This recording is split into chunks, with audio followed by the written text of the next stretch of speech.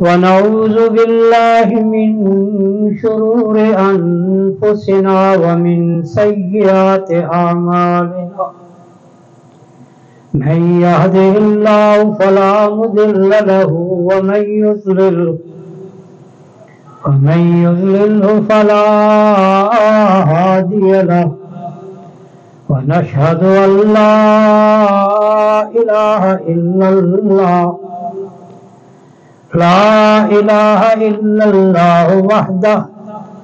وحده لا شريك له ونشهد أن سيدنا وسندنا ونبينا وحبيبنا وحبيب ربنا وطبيبنا وطبيب قلوبنا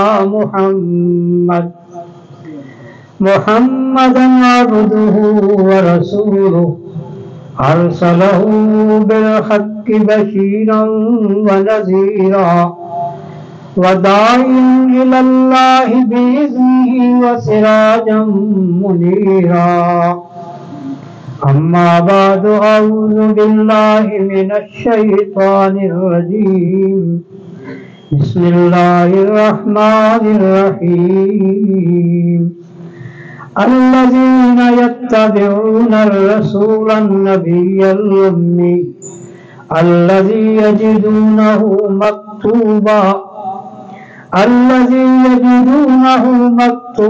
عندهم في التوراة والإنجيل يأمرهم بالمعروف وينهاهم عن المنكر ويحل لهم الطيبات ويحرم عليهم الخبائث ويضع عنهم إصرهم والأغلال التي كانت عليهم فالذين آمنوا به وعزروه ونصروه واتبعوا النور الذي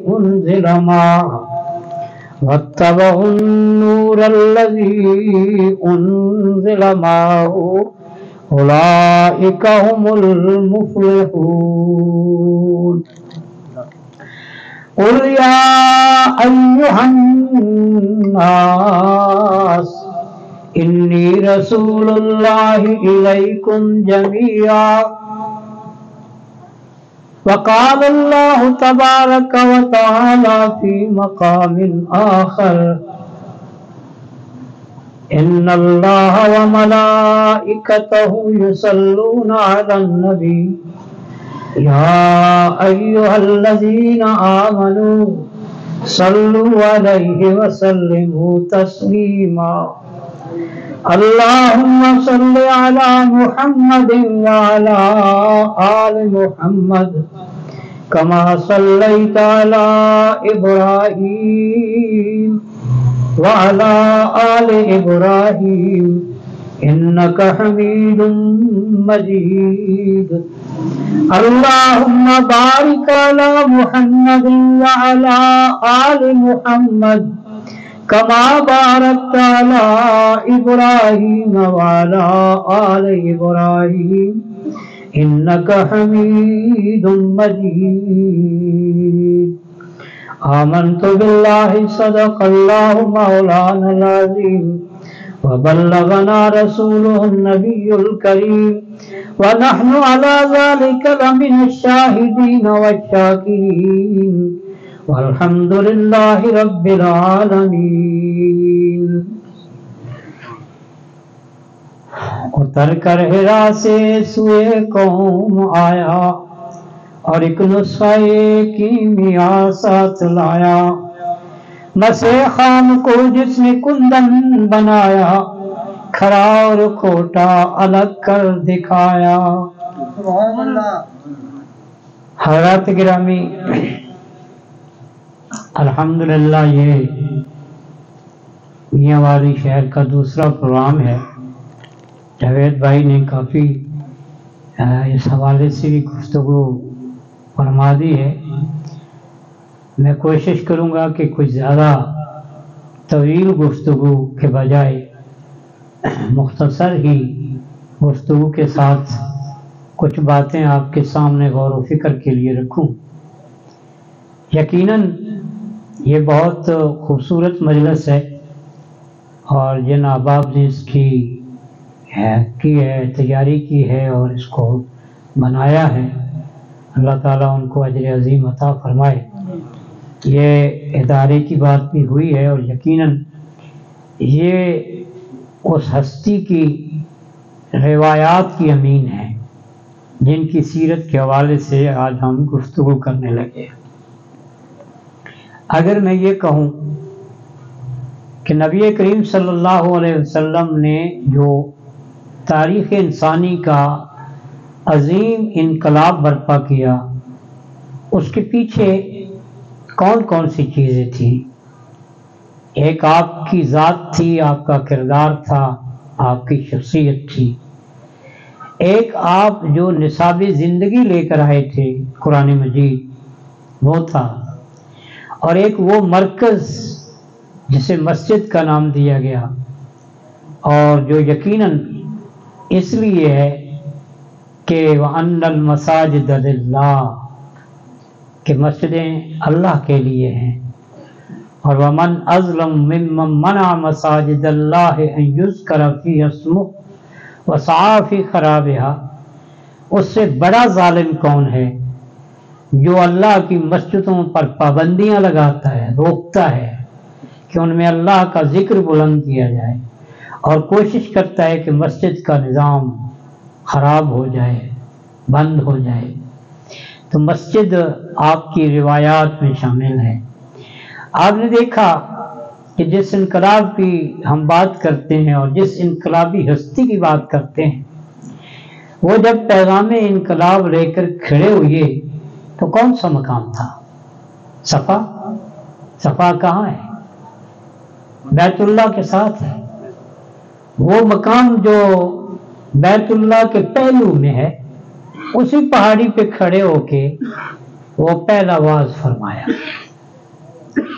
یہ ایک تعلق نظر آتا ہے۔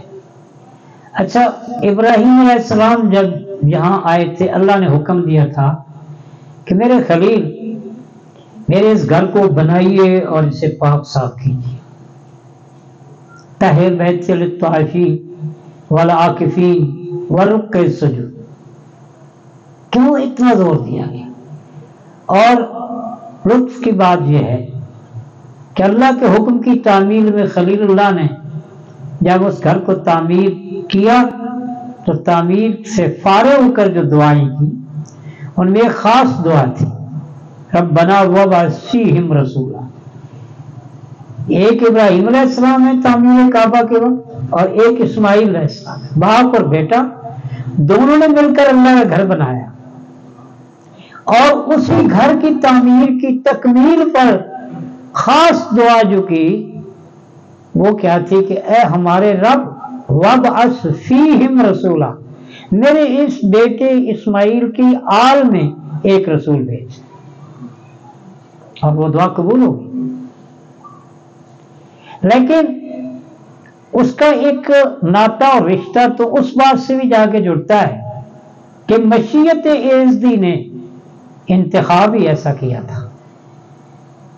یہ جو آیت آتی ہے نا کہ وَإِذَا أَخَذَ اللَّهُ مِيثَاقَ النَّبِيِّينَ، جب اللہ نے نبیوں سے عہد لیا، ایک قول تو مفسرین کا یہ ہے کہ عالم ارواح نے لیا، لیکن عام قول یہ ہے کہ نبیوں کو نبی بناتے وقت ان سے عہد لیا گیا، اور وہ کیا عہد تھا کہ ثُمَّ جَاءَكُمْ رَسُولٌ، میں تمہیں کتاب و حکمت دوں گا، نبوت عطا کروں گا، پھر جب رسول آئے، ایک معنی تو یہ کیا کہ کوئی بھی رسول تمہارے سامنے آ جائے تم نے اس کی تصدیق کرنی ہے۔ لیکن خازن رحمہ اللہ کہتے ہیں کہ اکثر مفسرین کی رائے میں اس رسول سے مراد محمد رسول اللہ صلی اللہ علیہ وسلم، گویا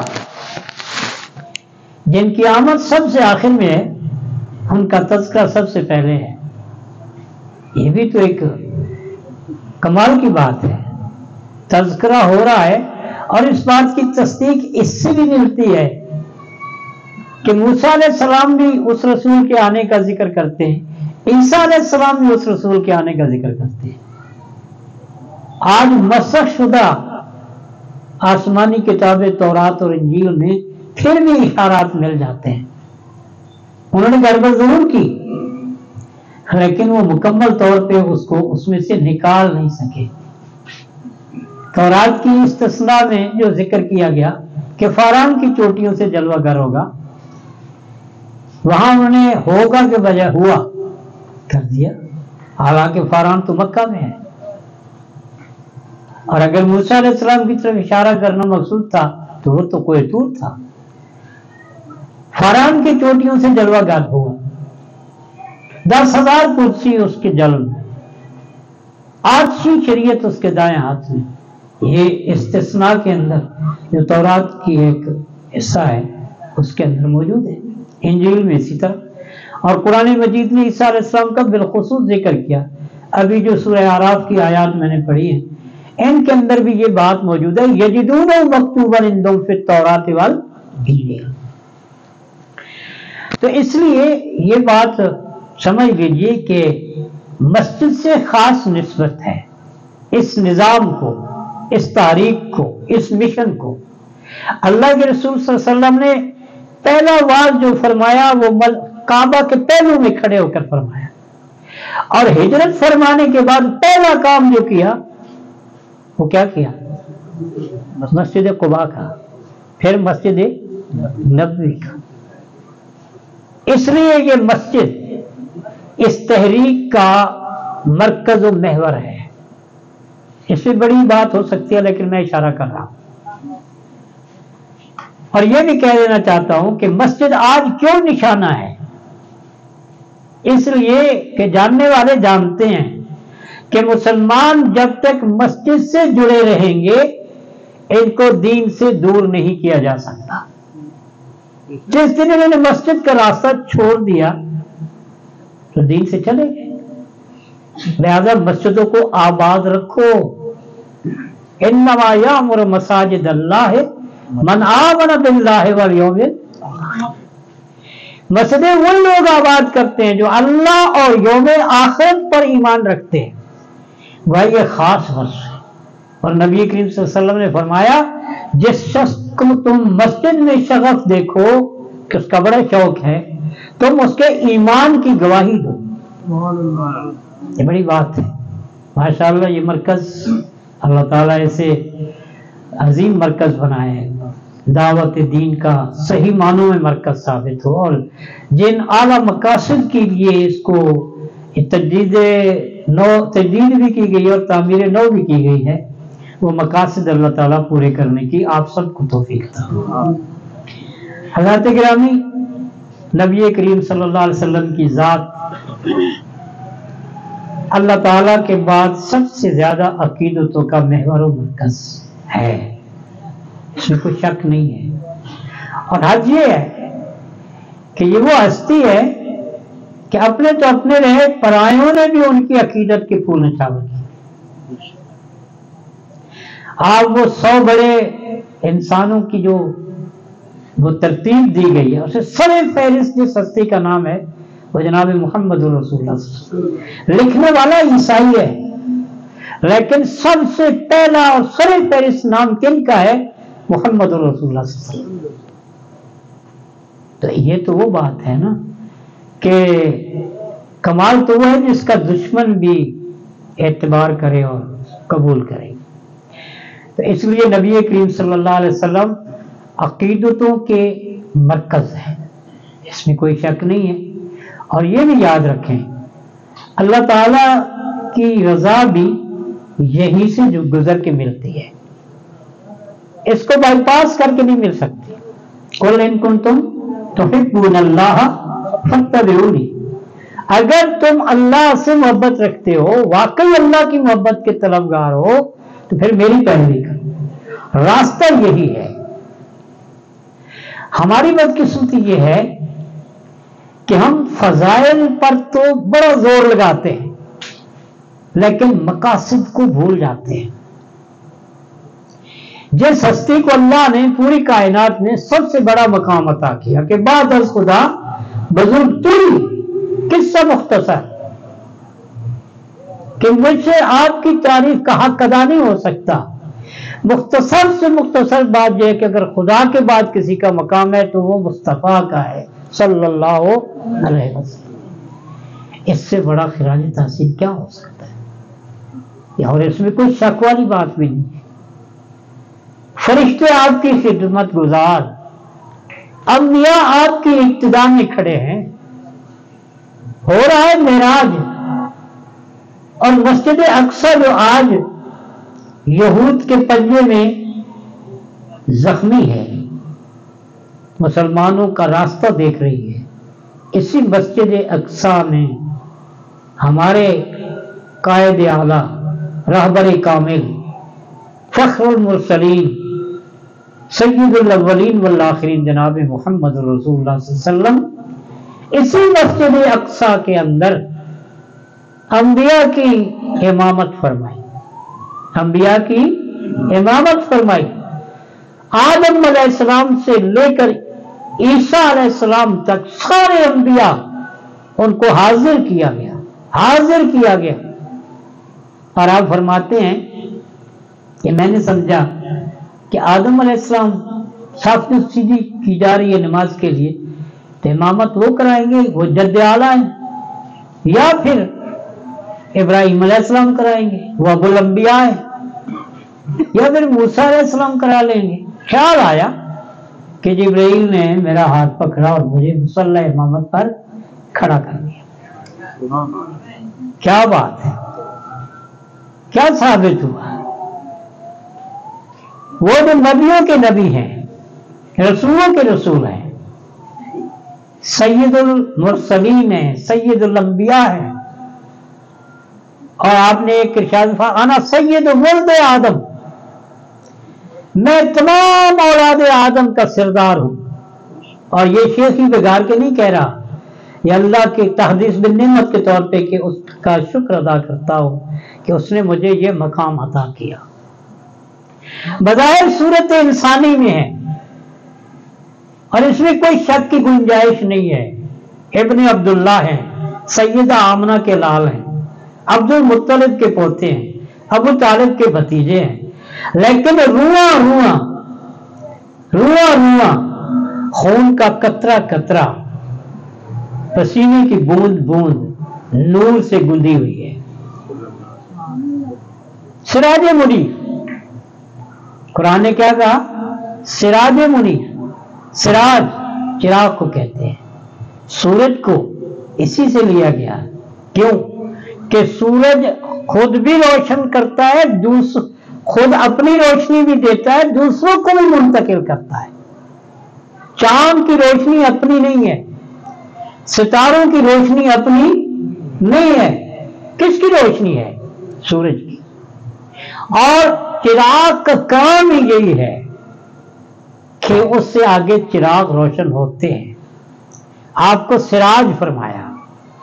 پھر فرق دیکھیے کہ یہ جو سورج ہے اس کی روشنی ظاہر کو روشن کرتی ہے، اور وہ جو سراج منیر ہے اس کی روشنی سینوں کو منور کرتی ہے.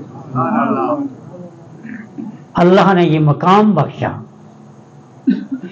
لیکن اتنا ہنسی، اتنی پیاری شخصیت، اتنا اللہ کا محبوب، اور چہرہ زخمی ہے. کیوں؟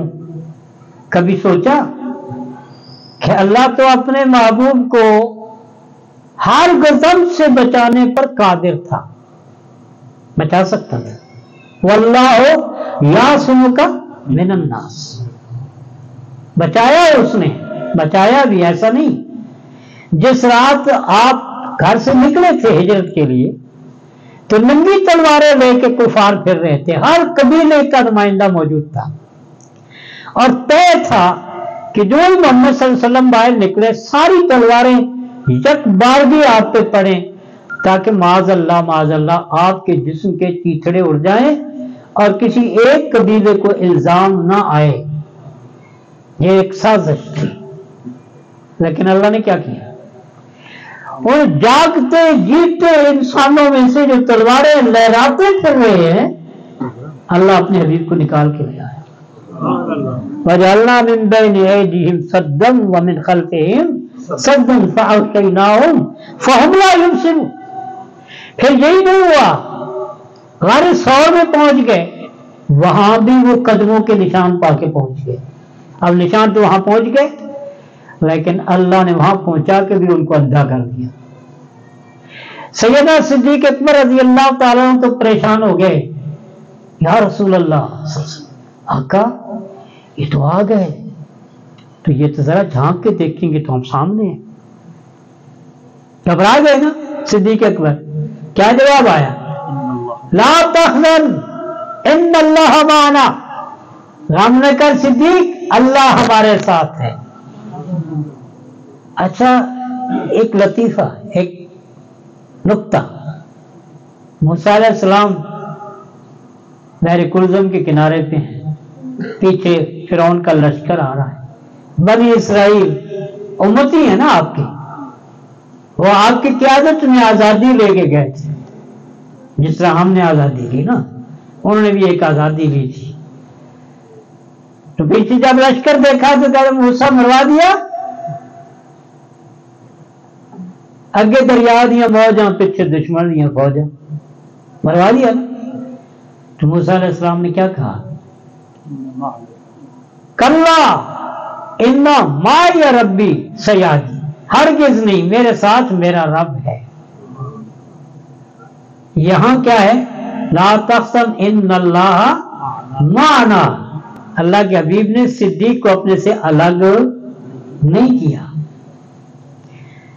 اب آپ دیکھیں کہ وہاں بھی ان کا منصوبہ ناکام ہو گیا، سراقہ تعاقب میں پہنچ گیا، دیکھ لیا اس نے، وہ سمجھ رہا تھا کہ میرا انعام کھرا ہے۔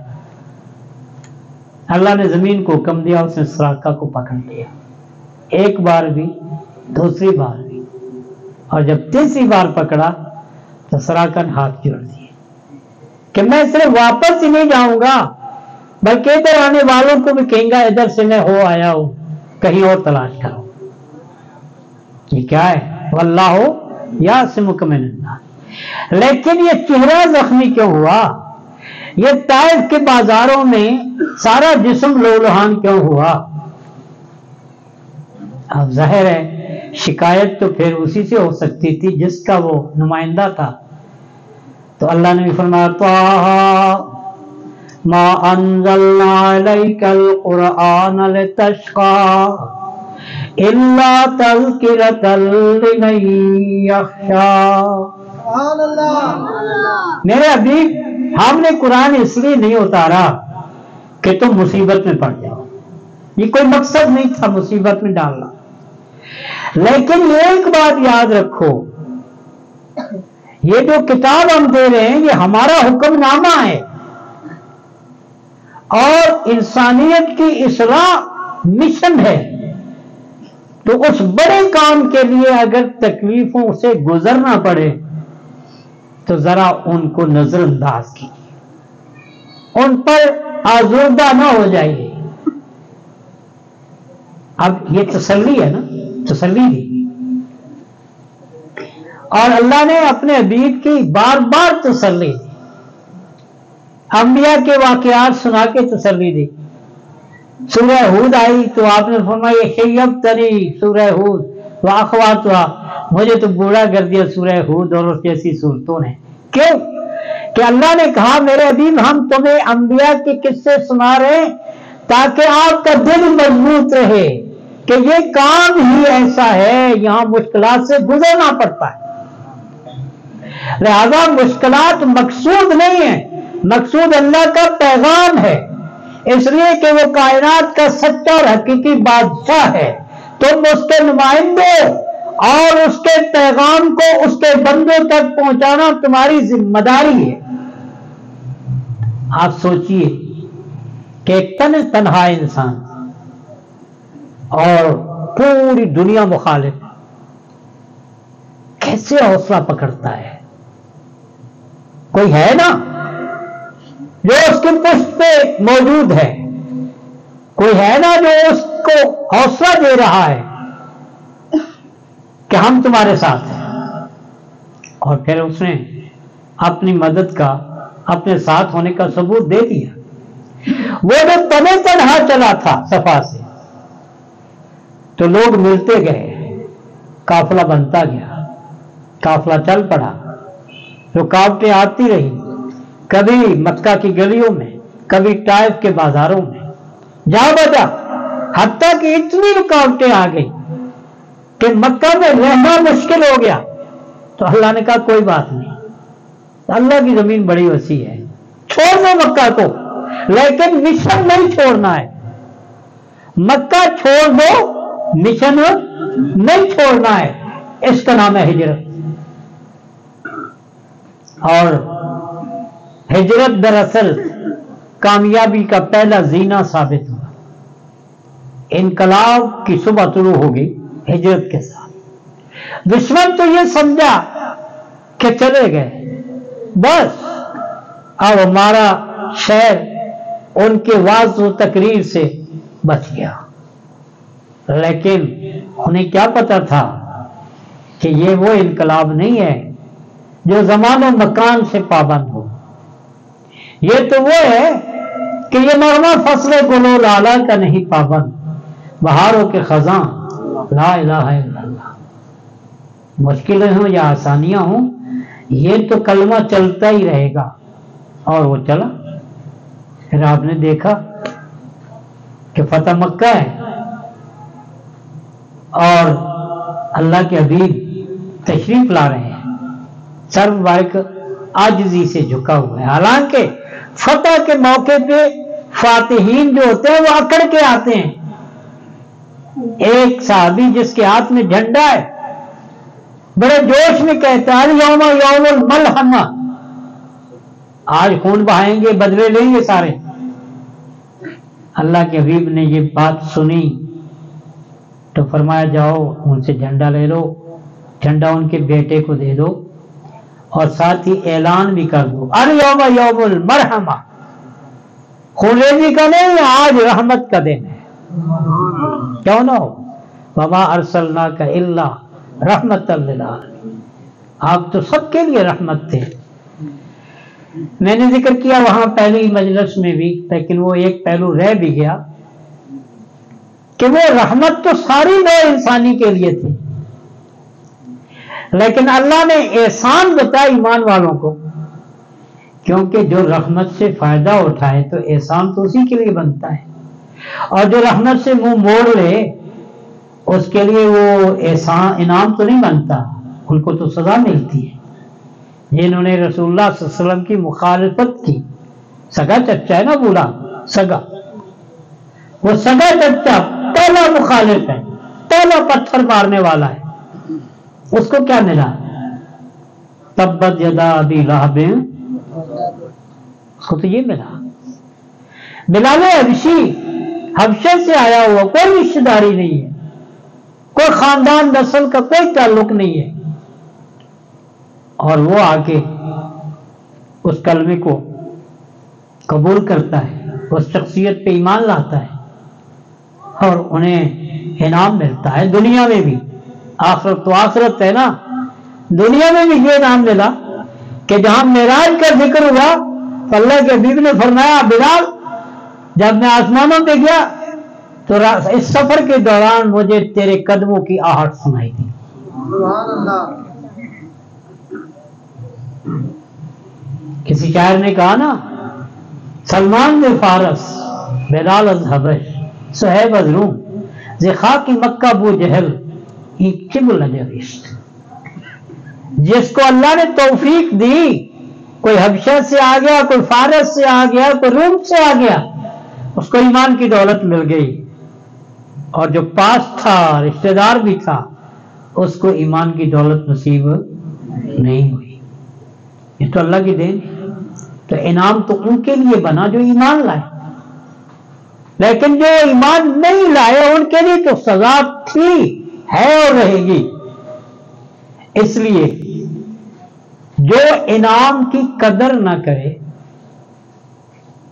اس کے بارے میں کیا خیال ہے؟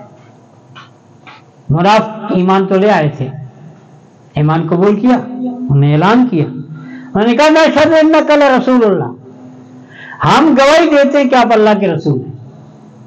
اللہ نے کہا واللہ یشہد ان المنافقین لکاذبون، یہ جھوٹ بول رہے ہیں، یہ اوپر سے ہے، منہ سے کہتے ہیں، اندر سے نہیں ہے۔ اس لیے کہ اندر کا جو تبدیلی ہے نا اندر کی، وہ اعمال سے ظاہر ہوتی ہے، اندر کی تبدیلی اعمال سے ظاہر ہوتی ہے۔ زبان سے جو کچھ کہا جاتا ہے وہ ضروری نہیں کہ اعمال سے ظاہر ہو۔ لوگ کلمہ پڑھتے ہیں اور سب کچھ کرتے ہیں۔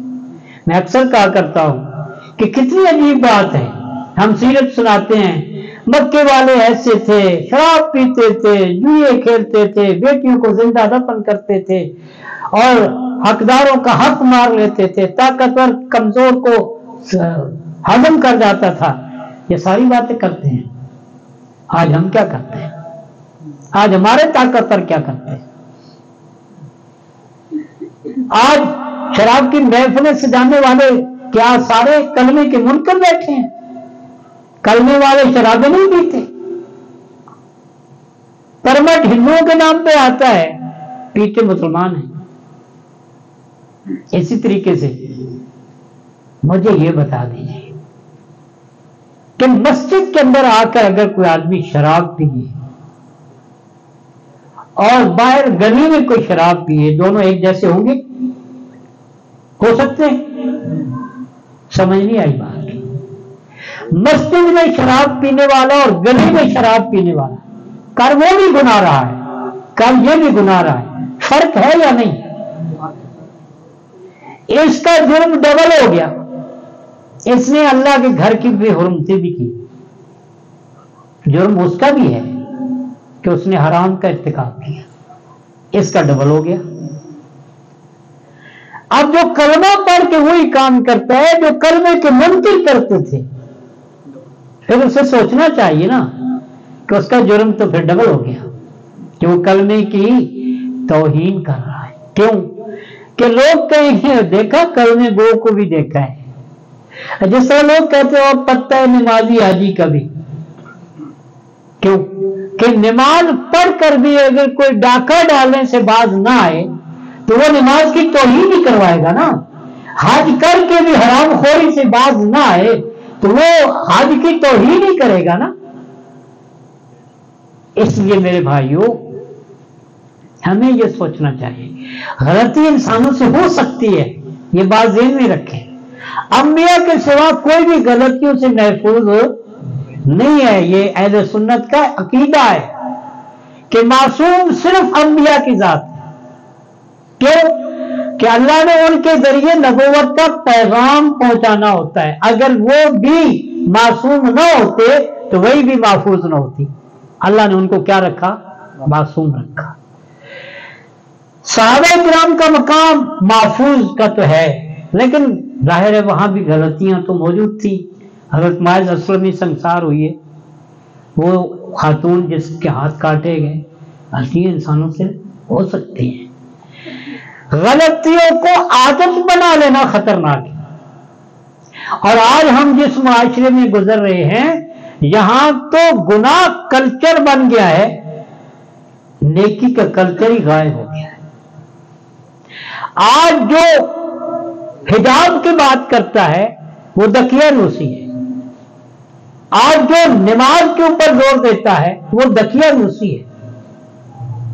کیوں کہ کلچر جو ہم نے رائج کر دیا وہ تو کچھ اور ہے۔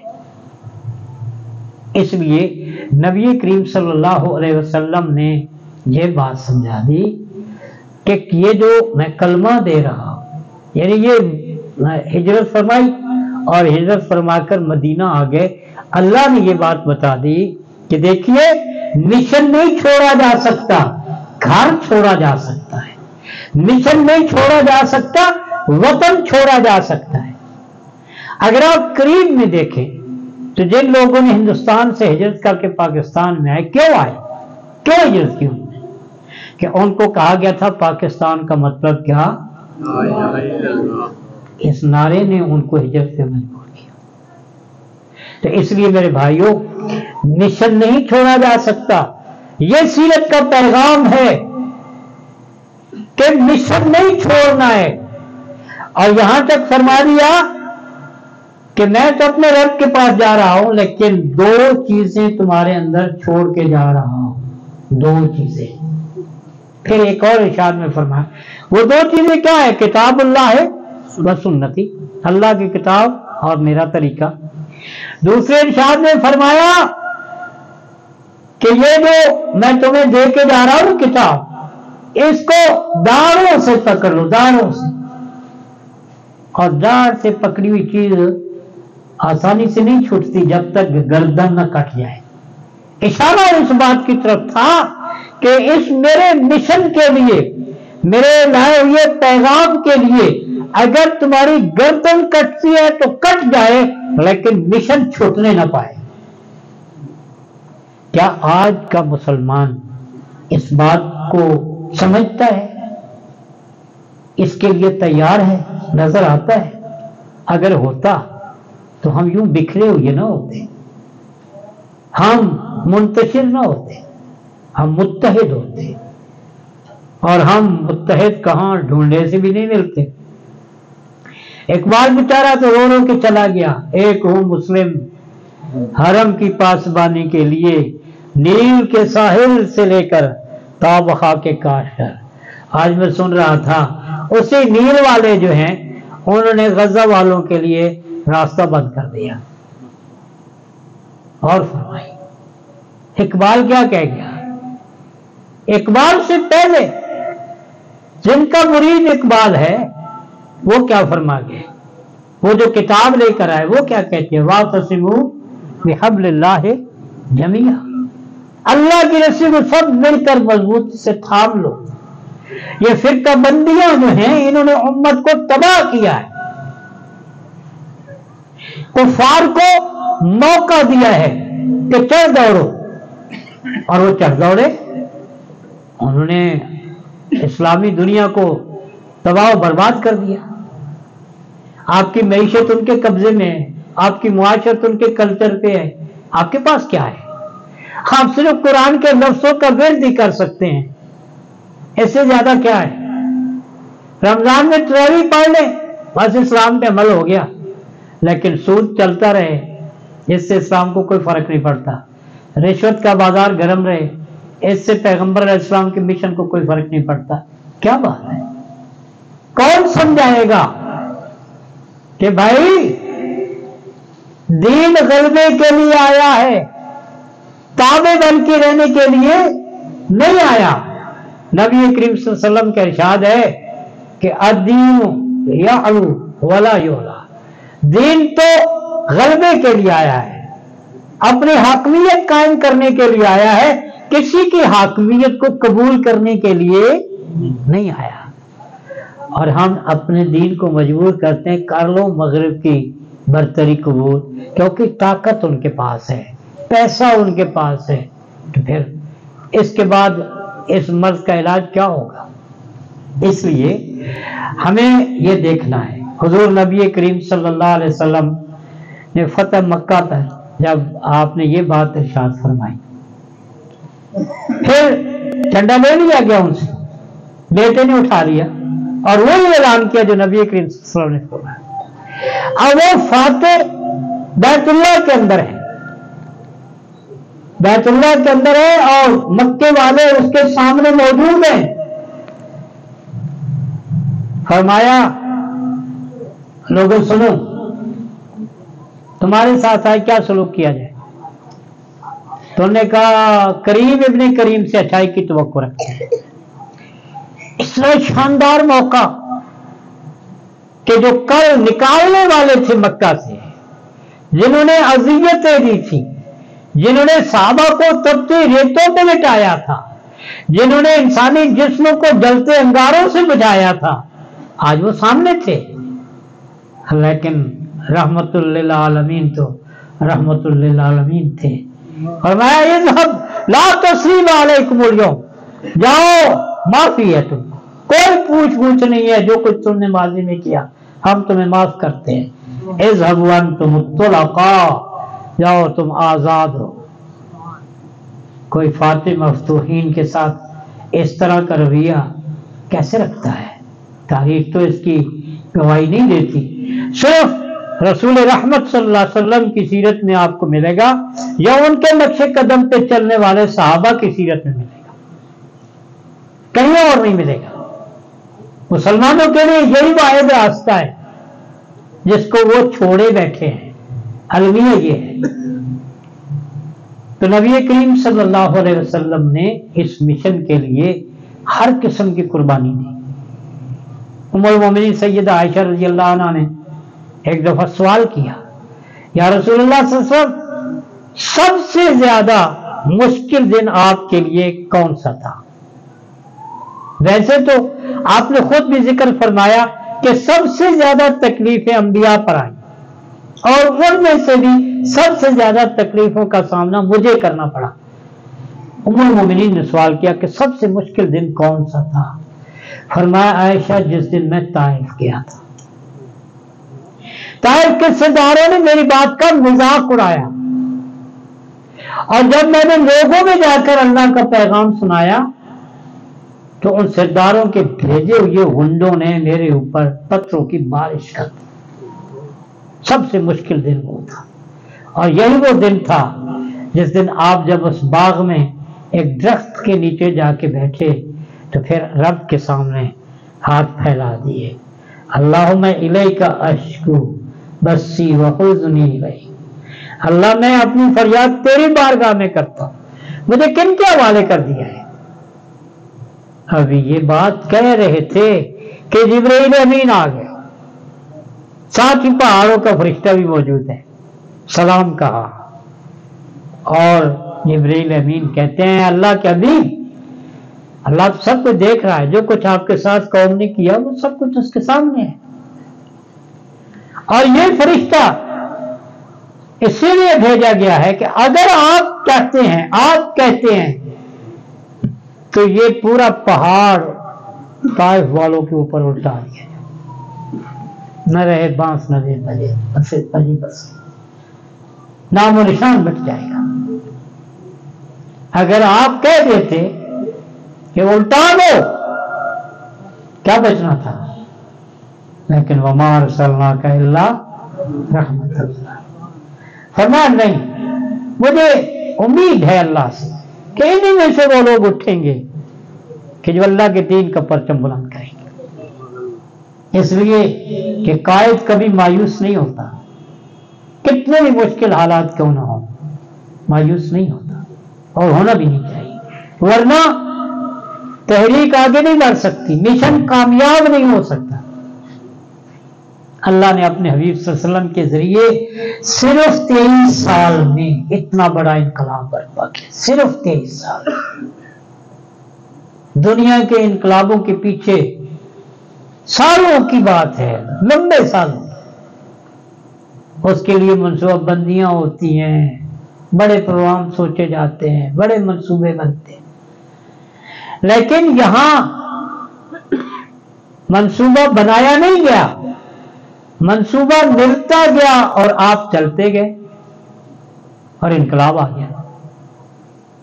اسی رب نے کہا تھا نا کہ مکہ چھوڑ دو. جب پیغام آیا تو آپ نے صدیق اکبر رضی اللہ عنہ کو جا کے بتایا کہ صدیق مجھے اللہ نے ہجرت کی اجازت دے دی. تو صدیق اکبر ذرا غمگین ہو گئے. پوچھا صدیق کیا بات ہے؟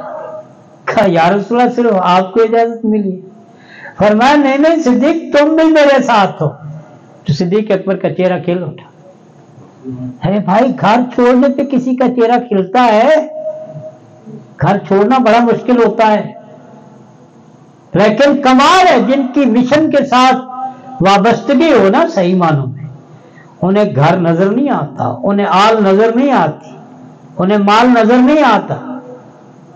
اللہ نے بھی اسی لکھا قُلْ إِنْ كَانَ آبَاؤُكُمْ وَأَبْنَاؤُكُمْ وَإِخْوَانُكُمْ وَأَزْوَاجُكُمْ وَعَشِيرَتُكُمْ وَأَمْوَالٌ اقْتَرَفْتُمُوهَا وَتِجَارَةٌ تَخْشَوْنَ كَسَادَهَا وَمَسَاكِنُ تَرْضَوْنَهَا أَحَبَّ إِلَيْكُمْ مِنَ اللَّهِ وَرَسُولِهِ وَجِهَادٍ فِي سَبِيلِهِ فَتَرَبَّصُوا حَتَّى يَأْتِيَ اللَّهُ بِأَمْرِهِ.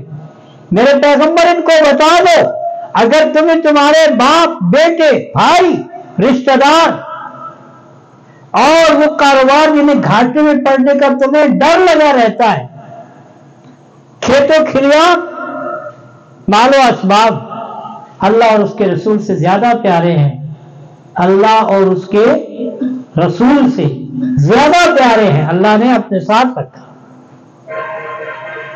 فرمایا اور اس اللہ کے راستے میں جہاد کرنے سے زیادہ پیارے ہیں۔ تیسری بات یہ فرمائی فتربصوا، پھر انتظار کرو کس چیز کا؟ حتی یاتی اللہ بامرہ، کہ اللہ کا عذاب آ جائے۔ جب امت مشن چھوڑ دے گی تو اللہ کا عذاب آئے گا، وہ سیلاب کی صورت میں ہو، وہ زلزلے کی صورت میں ہو، وہ انتشار باہمی کی صورت میں ہو، عذاب آئے گا۔ یہ تو قرآن نے خود بتایا، وَيُذِيقَ بَأْسَكُمْ بَأْسَ بَأْسٍ، ہم تمہیں آپس میں لڑا دیں گے، یہ بھی عذاب کی صورت ہے۔ آج ہم پہ عذاب آیا ہوا ہے، ہم ایک قوم نہیں نظر آتے، ہم بٹ گئے قومیتوں میں، نسلوں میں، زبانوں میں، علاقوں میں، فرقوں میں، پارٹیوں میں، دھڑوں میں بٹے ہوئے ہیں، آپس میں لڑ رہے ہیں، آپس میں لڑنے میں شیر ہیں، غیروں کے مقابلے میں ہم گیدڑ ہیں۔ صحابہ کیوں کامیاب ہوئی ہے؟ اللہ نے جہاں کہا نا کہ هو الذی ارسل رسولہ بالہدی ودین الحق لیظہرہ علی الدین کلہ، آگے کیا کہا؟ فرمایا محمد الرسول اللہ والذین معہ اشداء علی الکفار رحماء بینہم۔ محمد صلی اللہ علیہ وسلم اللہ کے رسول ہیں، اس تحریک کے قائد ہیں، اور جو آپ کے ساتھ ہیں نا وہ کیا ہے؟ کافروں کے مقابلے میں سخت اور آپس میں رحم دل، وہ ہلکا یاراں تو بریشم کی طرح نرم، جو رزم حق و باطل ہو تو فولاد ہے مومن۔ اس کی تصویر صحابہ اس کی تصویر تھے، اللہ نے ان کو دنیا میں عزت دی، عظمت دی، ہم وہ تصویر نہیں ہیں، ہم آپس میں لڑنے میں بہادر ہیں، غیروں کے مقابلے میں روادار ہیں۔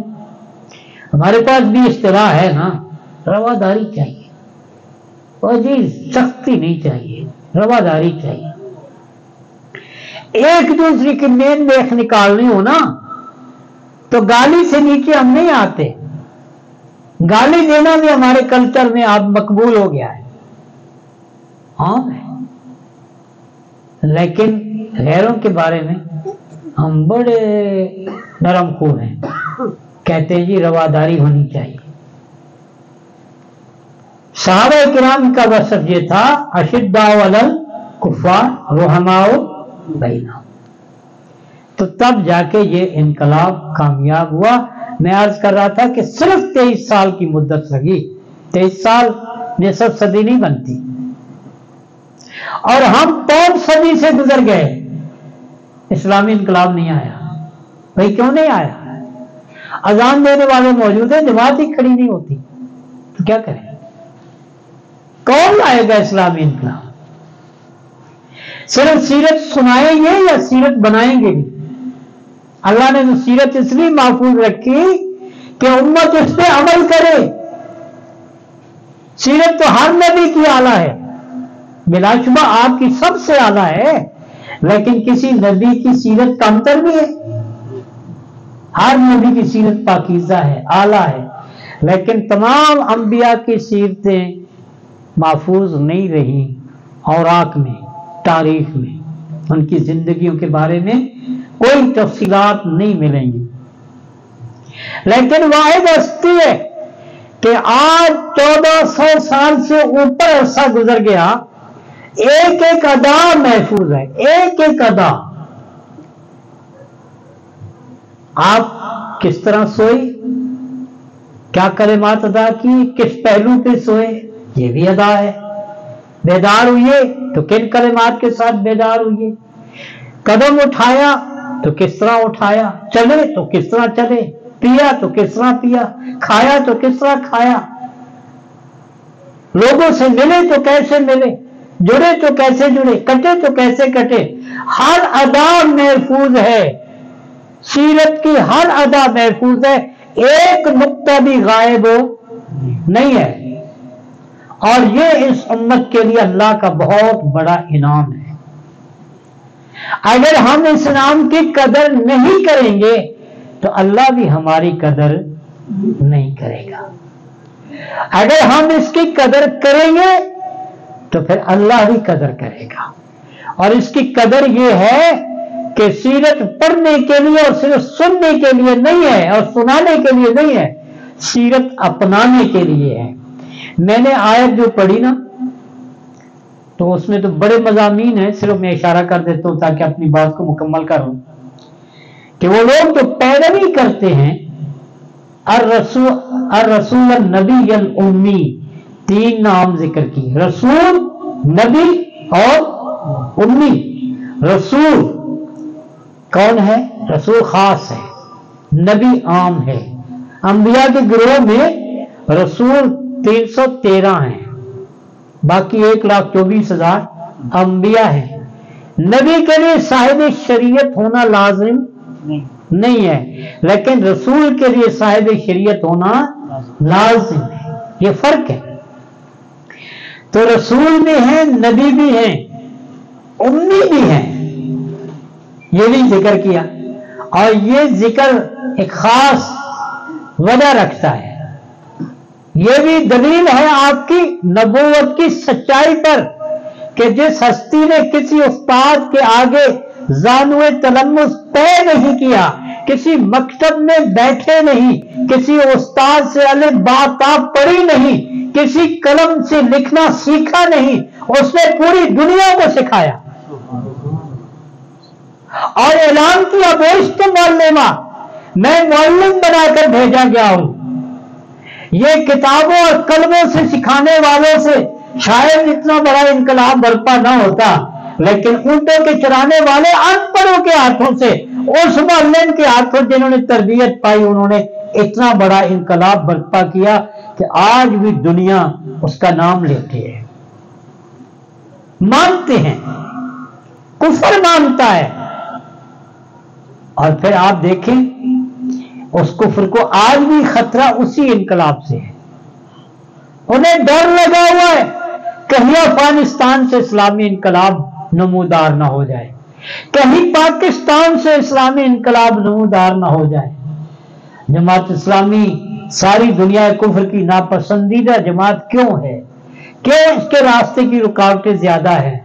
اس لیے کہ ان کو ڈر ہے کہ پاکستان میں اگر یہ آگے آگے تو اسلامی انقلاب برپا ہو جائے گا اور پھر ہمارے راستے بند ہو جائیں گے۔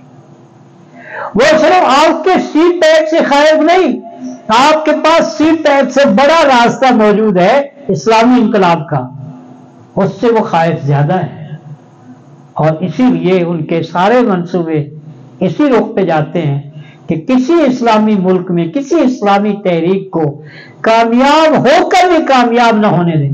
مصر میں کیا ہوا؟ آج وہی مصر ہے نا جس نے فلسطینیوں کے لیے راستہ بند کیا ہے۔ اس لیے میرے بھائیوں، بزرگوں اور عزیزوں، سیرت محمد الرسول اللہ صلی اللہ علیہ وسلم آپ سے کہہ رہی ہے کہ اگر مجھے مانتے ہو تو پھر میرا کہا مانو، اگر مجھے مانتے ہو تو پھر میرا کہا مانو۔ کیوں؟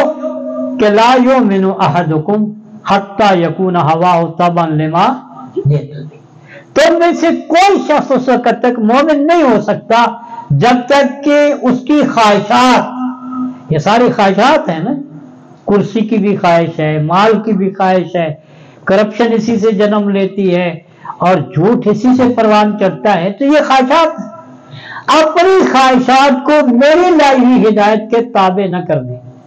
اور وہ لوگ جو یہ کہتے ہیں کہ اسلام آج کے دور میں قابل عمل نہیں ہے، ان کے یہ کلمات دوسروں کو تو کہتے ہیں توہین کر رہے ہیں، یہ کیا ہے؟ اللہ نے کوئی ایسا دین دیا جو صرف اس دور کے لیے تھا؟ اللہ نے تو کہہ دیا الیوم اکملت لکم دینکم واتممت علیکم نعمتی ورضیت لکم الاسلام دینا، اور یہ بات کہہ دی کہ اس دین کا جو ضابطہ قانون ہے وہ کتاب ہے جس کے کسی حرف اور نقطے میں بھی کوئی تبدیلی نہیں کر سکتا۔ تو یہ کیوں؟ اس لیے کہ اسے قیامت تک ہمارا ضابطہ زندگی رہنا تھا۔ اللہ نے اس کو محفوظ کر دیا اور اپنے حبیب صلی اللہ علیہ وسلم کی سیرت کو بھی اس کے ساتھ ہی محفوظ کر دیا کہ کوئی شرارتی شریر جھوٹا کوئی من گھڑت چیزیں لا کے سیرت کو مسخ کرنے کی کوشش نہ کریں۔ اسی لیے محدثین نے جو احادیث جمع کی، ایک ایک راوی پر بحث کی، ایک ایک راوی پر۔ اور ایک واقعہ آتا ہے کہ ایک محدث ایک روایت کے لیے گئے، انہیں پتہ چلا کہ فلاں صاحب کے پاس ایک حدیث موجود ہے۔ جب وہ ان کے دروازے میں پہنچے، آواز دی، بچہ سامنے آیا تو اس سے کہا کہ میں ان سے ملنا چاہتا ہوں۔ تو انہوں نے بچے کو کہہ کے بھیج دیا کہ انہیں بتا دینا کہ وہ گھر پہ نہیں ہے۔ اچھا، وہ انہوں نے سن لیا، چونکہ اس وقت بڑی حویلیوں کا رواج تو نہیں تھا، تو وہ کہیں ان کے کان میں پڑ رہی تھی بات۔ جب بچے نے آ کر کہا کہ وہ گھر پہ نہیں ہے تو وہیں سے واپس چلے گئے۔ انہوں نے کہا جس آدمی نے صرف ملاقات سے بچنے کے لیے غلط بیانی کر لی ہے وہ اس کی روایت قابل قبول نہیں ہو سکتی۔ اور اسلامی شہادت کے باب میں یہاں تک کہا کہ اگر کوئی بازار میں کھڑے ہو کر کھا رہا ہے تو قاضی کو اس کی گواہی بھی قبول نہیں کرنی چاہیے، کیونکہ یہ فسق کا راستہ ہے۔ ہم تو کھڑے ہو کے شادیوں میں کھانے پہ خوش ہوتے ہیں۔ سنت کیا ہے؟ سنت پیغمبر جو ہے، اگر اس پیغمبر سے محبت ہے تو پھر ان کی اداؤں سے بھی محبت ہونی چاہیے۔ یہ تو نہیں ہو سکتا کہ نام آئے تو چوم لیں، کام آئے تو پھر جائیں، یہ تو کوئی بات نہیں ہے۔ اصل میں یہی خرابی ہے کہ نام کے مسلمان تو بہت ہیں، کام کے مسلمان تھوڑے ہیں، اور یہی امت کی مصیبت ہے۔ اس لیے میرے بھائیوں، آئیے ہم سب کام کے مسلمان بننے کی کوشش کریں۔ سیرت کو ضرور سنیں، سیرت کو ضرور پڑھیں، لیکن اپنی سیرت کو بنانے کے لیے، دوسروں کی سیرت کو بنانے کے لیے، اس لیے کہ مومن ایک چراغ کی طرح ہے، ایک چراغ سے دوسرا چراغ روشن ہوگا تو انقلاب آئے گا۔ اگر ہم اپنی نیکی پہ کانے ہو کے بیٹھ گئے اور برائی کو کچھ نہ کہا تو پھر چراغ نہیں جلے گا، روشنی نہیں ہوگی۔ اس لیے آئیے ہم سیرت محمد رسول اللہ صلی اللہ علیہ وسلم کو اپناتے ہوئے، آپ کے اس پیغام کو سامنے رکھتے ہوئے کہ فرمایا کہ جو یہاں موجود ہیں وہ ان تک پہنچا دے جو یہاں موجود نہیں ہے۔ یہ حضور نبی کریم صلی اللہ علیہ وسلم کی تعلیم ہے۔ تو حضور علیہ السلام کی سیرت کو پڑھیے، سمجھیے، سنیے، آگے سنائیے، اور صرف سنائیے نہیں، اپنائیے، لوگوں کو بھی کہیے کہ آئیں ہم سنت پہ عمل کر لیں۔ سنت پہ عمل کریں گے اللہ تعالیٰ کی تائید آئے گی، اللہ کی نصرت آئے گی، اور سنت پہ عمل کرنے والے کسی میدان میں ناکام نہیں ہوں گے۔ یہ ہے وہ پیغام جو حضور نبی کریم صلی اللہ علیہ وسلم کی سیرت کے حوالے سے میں اس مختصر وقت میں عرض کر سکا ہوں۔ اقول قولی ھذا واستغفر اللہ لی ولکم ولسائر المسلمین وآخر دعوانا ان الحمد للہ رب العالمین۔ پاکستان جو کلمے کے نام پہ بنا، یا اللہ اس میں حضور نبی کریم صلی اللہ علیہ وسلم کی شریعت اس کو جاری و ساری فرما، اس کے راستے کی رکاوٹوں کو دور فرما، جو لوگ رکاوٹ ہے ان کو ہدایت عطا فرما، اور اگر ہمائید الاسلام والمسلمین اللہم اخسر الکافرۃ والمشرکین اللہم انصرنا علی اعداء الدین۔